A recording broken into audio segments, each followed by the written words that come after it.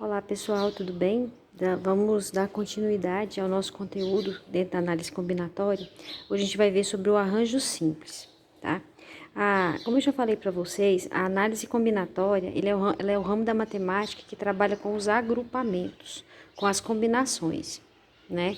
Aí dentro desse tópico análise combinatória, a gente tem alguns tipos de agrupamento. A gente já viu a permutação simples. Vamos ver a permutação com repetição, que tem uma pequena diferença, porque a gente vai ter elementos repetidos. E agora a gente vai trabalhar com arranjo simples, que é a primeira fórmula. Então, agora a gente vai estudar sobre o arranjo simples. O nosso próximo conteúdo vai ser sobre a combinação simples. São conteúdos muito fáceis. Eu acho bem tranquilo aplicar a fórmula, primeiro porque a gente já trabalhou bem essa questão do fatorial, né? Talvez a dificuldade que a gente sinta é quando misturar tudo, quando eu colocar todos os tipos de agrupamento, né, todos os tipos de, os tópicos da análise combinatória, a gente discernir quando eu vou usar o arranjo ou quando é a combinação, tá? Então, no caso, eu vou tentar de uma forma bem simples, de uma forma bem tranquila, explicar para vocês a diferença, tá? De quando eu vou usar o arranjo e quando a gente vai usar a combinação, que é o nosso próximo assunto. O arranjo, a gente sempre vai usar o arranjo simples quando a ordem dos elementos faz diferença. Que ordem é essa? Vamos supor que nós tenhamos 3 algarismos, 1, 2, 3, né? Quantos agrupamentos, quantos números, quantos conjuntos de 3 elementos, quantos subconjuntos, né? De 3 elementos eu posso criar utilizando esses 3 números. Aqui eu tenho algumas combinações, creio eu que todas. 312, 321, esse aqui eu acho que escapuliu, faltou algum número aqui. 123, 213, 231. Aqui a ordem faz diferença. Que ordem?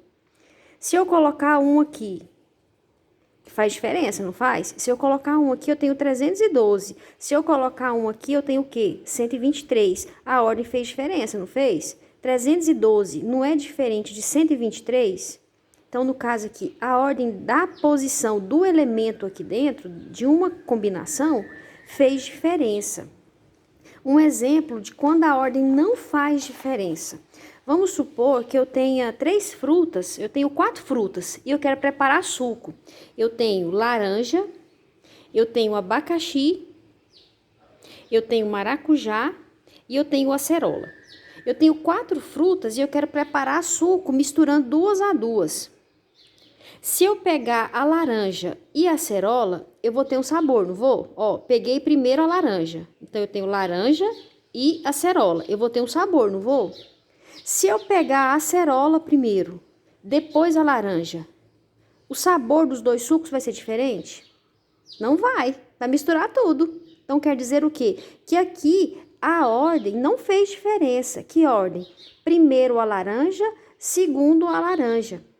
Se eu misturasse 3 frutas, se eu pegasse laranja, acerola e abacaxi, vai dar um sabor, não vai?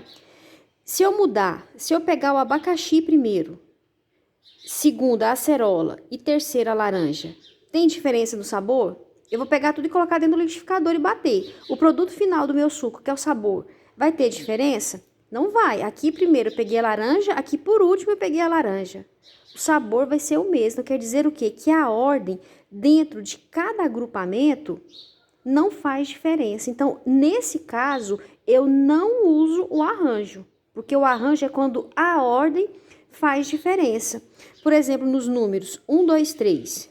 Eu tenho esse conjunto e quero formar subconjuntos. Se eu pegar na ordem 123, isso aqui é uma possibilidade de agrupamento, não é? Agora, se eu mudar a ordem, se eu colocar 3, 1, 2. Esse 3 aqui primeiro, tem diferença do 3 por último?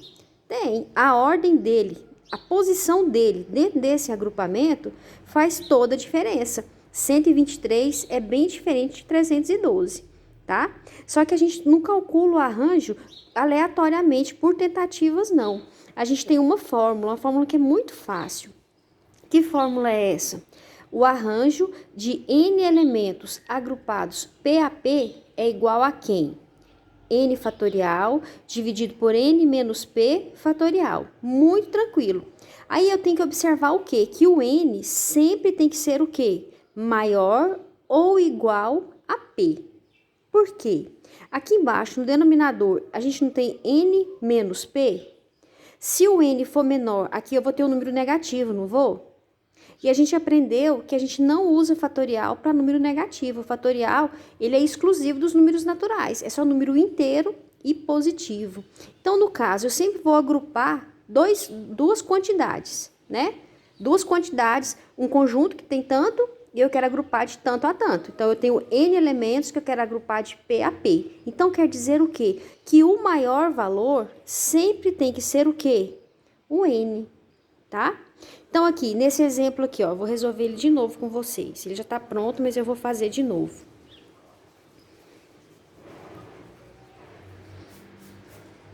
Ó, um arranjo de 7 elementos que eu quero agrupar de 2 a 2. Eu tenho um conjunto com 7 elementos e eu quero fazer grupos de 2 a 2. Então, um conjunto de 7 que eu quero agrupar de 2 a 2, né? Então, aqui eu tenho que o N vai ser 7 e o P vai ser 2. Como é que vai ficar isso? N fatorial dividido por N menos 2, N menos P fatorial. N fatorial dividido por N menos P. Então, vai ficar 7 fatorial, 7 menos 2, 5. Aí eu vou lembrar daquela simplificação que a gente aprendeu, que a gente fez 2 dias, 2 listinhas de exercícios, não é isso? Para eu simplificar, porque agora todo exercício eu vou simplificar, porque o de cima sempre não vai ser maior, então eu sempre vou poder simplificar, né? Então, no caso aqui, quando eu for resolver o 7, eu passo pelo 5? Passo, porque 7 fatorial não é escrever esse número até o 1, multiplicando todos os algarismos. Então, na caminhada do 7 até ele chegar no 1, eu vou passar pelo 5. Então, como é que vai ficar? 7, 6, 5. Parei aqui. Por quê? Esses dois números aqui não são iguais? Então, ó, 5 fatorial dividido por 5 fatorial vai dar 1. 7 vezes 6, 42. Então, quer dizer o quê? Que um conjunto de 7 agrupados de 2 a 2, a gente tem o quê? 42 possibilidades de agrupamento, tá? Vamos fazer o próximo exemplo. O arranjo de um conjunto de 10 agrupados de 3 a 3. Como é que vai ficar? N fatorial, porque o N sempre é maior, dividido por N menos P fatorial. Isso aqui, não é? Então, vai ficar 10 fatorial, dividido por 10 menos 3, 7. Quando eu for resolver o 10, eu passo pelo 7? Passo. Do 10 até no 1, eu tenho 7 na caminhada. Então, vai ficar 10, 9, 8, 7. Dividido por 7. 7 fatorial dividido por 7 dá 1. Dá um número grande, dá 5.040, mas dividido por 5.040 dá 1, né? Porque eles são iguais. 8 vezes 9, 72. Vezes 10, 720. Então, quer dizer o quê? Que um conjunto de 10, para eu agrupar de 3 a 3, a gente tem o quê? 720 possibilidades, tá? Agora, pessoal, vamos fazer um exercício que eu vou passar amanhã, acho amanhã não, segunda-feira, nossa próxima aula, do exercício contextualizado sobre o arranjo, porque eu não coloquei aqui nessa folhinha, para não ficar muito longo. É o segundo exercício da lista que a gente vai fazer na próxima aula, já vou fazer com vocês. Então, ó, pera só um instante. Então, vamos lá. Uma escola possui 18 professores. Entre eles serão escolhidos um diretor, um vice-diretor e um coordenador pedagógico. Quantas são as possibilidades de escolha? Então, vamos analisar aqui. Uma escola tem 18 professores, desses 18 serão escolhidos 3. Aqui, a ordem vai fazer diferença?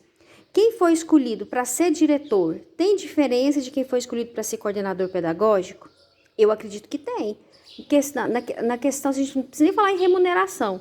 Se a gente falar em responsabilidade, o diretor ele é responsável por todos os turnos na escola, não é? O coordenador pedagógico ele é responsável por um único turno. Então, quer dizer o quê? A questão de responsabilidade, de carga horária é diferente, não é? Então, quem é um diretor tem diferença de quem foi escolhido um coordenador, não tem? Porque, ó, a ordem aqui tá fazendo diferença, porque ser diretor é diferente de ser vice-diretor, que também é diferente de ser um coordenador pedagógico, não é? Então, como é que vamos fazer esse arranjo? Então, eu tenho um arranjo de N elementos agrupados PAP. Como é que vai ficar? N fatorial dividido por N menos P fatorial. Nesse caso aqui, eu tenho um conjunto de 18 professores e eu quero agrupá-los de 3 a 3. Eu quero ver quantas são as possibilidades. Então, sempre o maior valor representa o N e o menor representa o P, né? Então, aqui vai ficar 18 fatorial dividido por 18 menos 3 fatorial. Então, ó, 18 menos 3, 15. Quando eu for fazer o 18, eu passo no 15? Passo. Então, vai ficar 18, 17, 16, dividido, opa, faltou o 15, né? Vezes 15. Então, aqui, deixa eu apagar esse pontinho. Escapuliu, né?